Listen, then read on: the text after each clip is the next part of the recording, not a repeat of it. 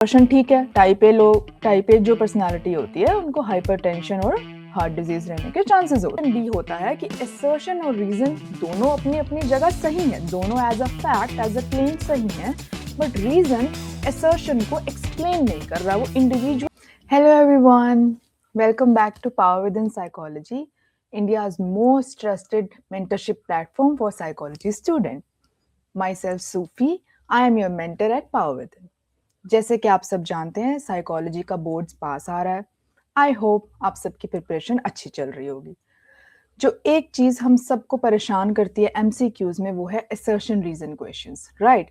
तो आज की वीडियो में हम उन असर्शन रीजन क्वेश्चंस को सॉल्व करने का टिप्स एंड ट्रिक्स जो है वो समझेंगे, क्या गलतियां करते हैं हम, एंड कैसे हम उन्हें ध्यान रखते हुए अपने असर्शन रीजन को मास्टर कर सकते हैं। बोर्ड्स की कंप्लीट प्रिपरेशन के लिए पावर विद इन साइकोलॉजी लेके आया है आरंभ batch, only specially for boards. इस क्रैश कोर्स में हमें बहुत सारी क्रिएटिव अट्रैक्टिव चीट शीट्स मिलेंगी for last minute revision, one on one mentorship मिलेगी। आपको गाइडेंस चाहिए किसी भी फैकल्टी के साथ, कोई भी इशू हो एग्जाम स्ट्रैटेजी से रिलेटेड या कोई भी एग्जाम एंजाइटी से रिलेटेड, तो आपको मिलेगी। सैम्पल पेपर्स मिलेंगे जहाँ पे आप खुद का सॉल्व करके पेपर अपलोड कर सकते हैं, एक्सपर्ट फैकल्टी से चेक करवा सकते हैं और प्रीवियस ईयर पेपर्स को प्रैक्टिस कर सकते हैं। हर एक यूनिट की रिवीजन आप हमारे साथ करेंगे, पूरी हर यूनिट की रिवीजन मैराथन्स हैं और प्रॉपर एग्जाम स्ट्रैटेजीज आपको मिलेंगी एट वेरी अफोर्डेबल प्राइसेस। ये बैच लाइव हो चुका है एंड इसकी क्लासेस भी अपलोड होने स्टार्ट हो चुकी हैं। तो आपको अगर पूरी रिवीजन, पूरा अपना बोर्ड्स की कंप्लीट प्रिपरेशन हमारे साथ करनी है साइकोलॉजी की, तो आप इसे ज्वाइन करें। बिकॉज आई नो कि बाकी सारे सब्जेक्ट्स तो फिर भी हम लोग कर लेते हैं, लेकिन साइकोलॉजी कहीं ना कहीं जो है इग्नोर हो जाता है, राइट? तो आप चाहें तो पावर विद इन के साथ अपनी रिवीजन एंड प्रैक्टिस जो है वो स्ट्रॉन्ग कर सकते हैं। Let's come to assertion reason questions. इससे पहले हम ये समझेंगे कि असर्शन रीजन क्वेश्चंस होते क्या है। असर्शन क्या है? एक फैक्ट है, कोई स्टेटमेंट है, कुछ भी क्लेम हो सकता है जो हमारी बुक से मेंशन हो सकता है, एनसीईआरटी से। ठीक है, कोई स्पेसिफिक सिनेरियो डिफाइन कर सकता है या कोई डेफिनेशन हो सकती है चीज, वो होगी आपके सिलेबस से रिलेटेड। उसके बाद एक रीजन दिया होगा, ठीक है। रीजन जो है वो एक्सप्लेन कर रहा होगा कि असर्शन जो कह रहा है वो क्यों कह रहा है, why the assertion is true. वो कोई एक थ्योरी हो सकती है या कोई भी एक लॉजिक हो सकता है, ठीक है। जैसे अब हमारा काम क्या है असर्शन रीजन क्वेश्चन में, हमें व्हाई एंड व्हाट समझना है, ठीक है। ये क्यों हो रहा है और क्या हो रहा है, हम समझते हैं। जब असर्शन रीजन क्वेश्चन आता है तो हमारे पास चार ऑप्शंस होते हैं, ठीक है। पहला ऑप्शन कि असर्शन और रीजन दोनों ट्रू हैं और रीजन एक्सप्लेन कर रहा है असर्शन को, ठीक है। ये होता है हमारा ऑप्शन ए। ऑप्शन बी क्या होता है?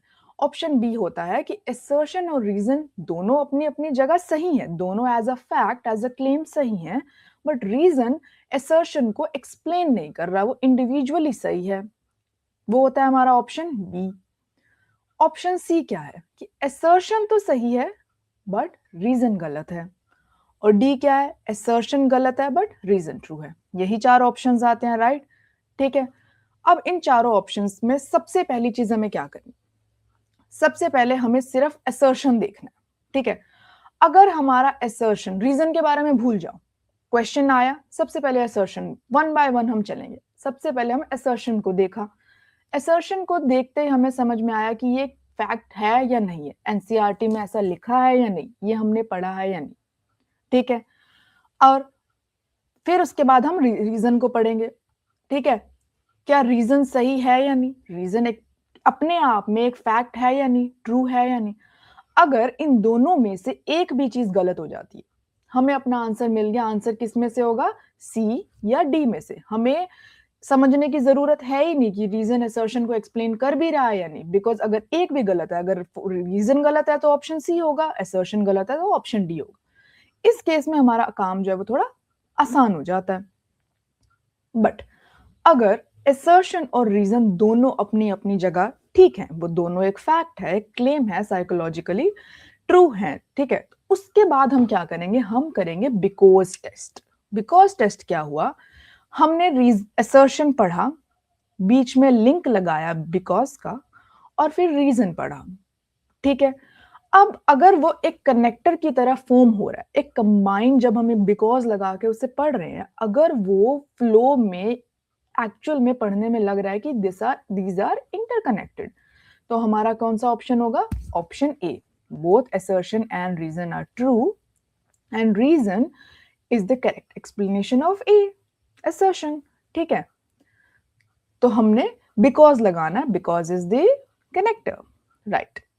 एग्ज़ाम्पल, सबसे पहले हम एग्ज़ाम्पल देखेंगे कि असर्शन और रीज़न दोनों अपने आप में ट्रू हैं, बट उनके बीच में कोई कनेक्शन नहीं है। जैसे असर्शन बोलता है, self efficacy is the belief in one's ability to succeed. Self efficacy, अपने आप में assertion is right. Reason, self esteem is the value judgement of oneself. ये भी अपने आप में सही है, असर्शन भी सही है, रीज़न भी सही है। तो सी और डी में से ऑप्शन नहीं होगा, ऑप्शन ए या बी में से होगा। अब हम बिकॉज़ लगाते हैं। Self-efficacy is the belief in one's ability to succeed because self-esteem is the value judgment of oneself. दोनों कंसेप्ट अपने आप में सही है, बट दोनों एक दूसरे से लिंक्ड नहीं है। रीजन एक्सप्लेन नहीं कर रहा, दोनों अपने आप में सही है। सेल्फ एस्टीम और सेल्फ एफिकेसी इज डिफरेंट। इसमें because this was the simple one, इसमें हमें बिकॉज लगाने की भी शायद जरूरत नहीं है, क्योंकि हमें पता है दोनों डिफरेंट है, राइट? Moving on. अब अगर ए फॉल्स है, ठीक है, तो हमेशा डी होगा। अगर रीजन फॉल्स है तो हमेशा सी होगा, ठीक है? जैसे type A people are relaxed, assertion में लिखा हुआ है कि टाइप ए पीपल हमेशा रिलैक्स्ड होता है। असर्शन ही गलत है। कुछ नहीं देखना, कुछ नहीं पढ़ना, ज्यादा दिमाग लगाना नहीं है, उसके बाद सीधा टिक करना है डी को। लिंक हो रहा है, नहीं हो रहा, रीजन क्या है वो भी जानने की जरूरत नहीं है। अगर असर्शन सही है तो हम रीजन पे गए। रीजन में लिखा था creativity and intelligence are not related. Reason पढ़ते समझ में आ गया गलत है, हमें कोई फर्क नहीं पड़ता लिंक है या नहीं, हमें कोई फर्क नहीं पड़ता असर्शन क्या है, राइट? सीधा आंसर सी, ऑलवेज सी। अब हम कुछ पीवाईक्यूज करते हैं और उसके साथ हम इसे अंडरस्टैंड करते हैं better. Assertion is highly intelligent children may not be gifted, ठीक है?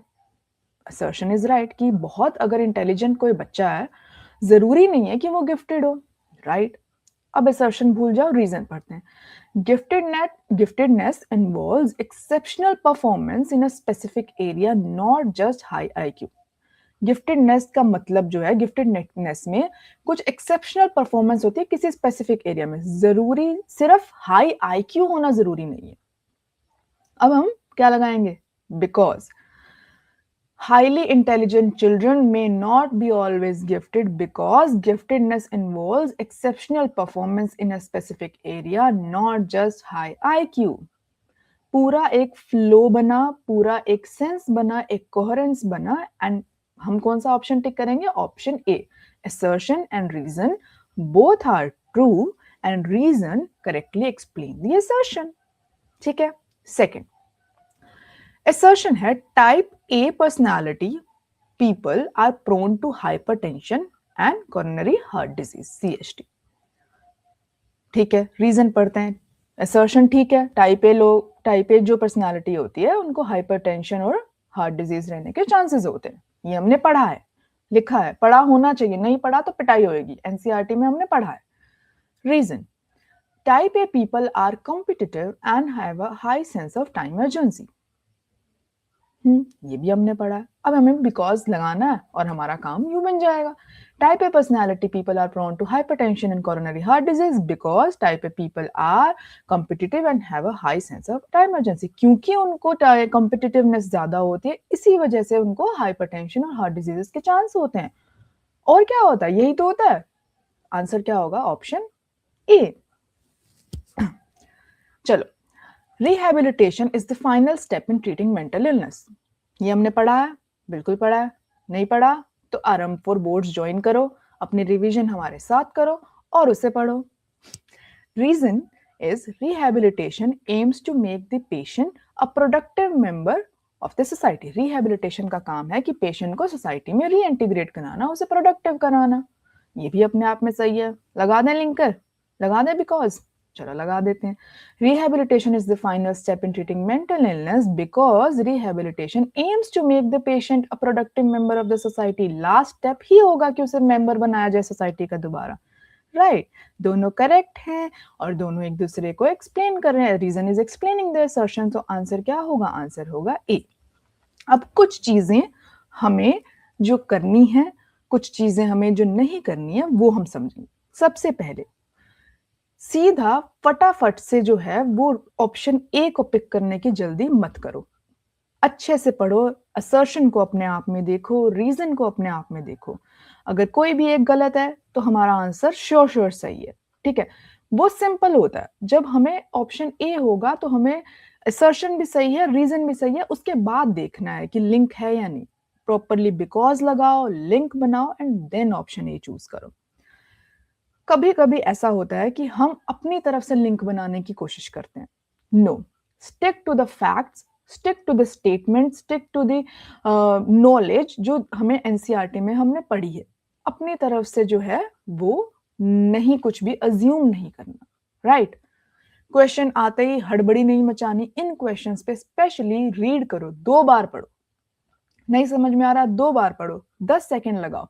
फिर भी नहीं कुछ कंफ्यूजन हो रही है तो लिखो, पहला सेंटेंस लिखो, बिकॉज लगाओ, दूसरा लिखो, फिर एक साथ पढ़ के देखो कि अच्छा सेंस बना रहा है या नहीं बना रहा। एंड अगर हमें फॉल्स वाला मिल जाता है तो हमारे लिए सेलिब्रेशन है, हमारा ट्रिकीनेस खत्म हो जाता है। और एक चीज जो है, जैसे ही अगर असर्शन में या रीजन में, ठीक है, वर्ड्स मिले जैसे ओनली, ऑलवेज, नेवर, ठीक है, ये तरह के जो वर्ड्स होते हैं ये मोस्टली एक फॉल्स स्टेटमेंट को इंडिकेट करते हैं। तो अगर जहां पे ये दिख जाए तो हमें वहां पे एक अलार्म उसमें जाना चाहिए कि this can be a false statement. Assume नहीं करना, धीरे धीरे पढ़ना है, एनसीईआरटी से स्टिक करना है, अपनी रीजनिंग लगानी है और एलिमिनेट करना है। अगर हम ये सारी ट्रिक्स फॉलो करेंगे तो हमारे लिए असर्शन रीजन जो है वो बिल्कुल भी मुश्किल नहीं रहेगा, right. Thank you so much. I hope you had a great time learning with me. Let's hope to see you again.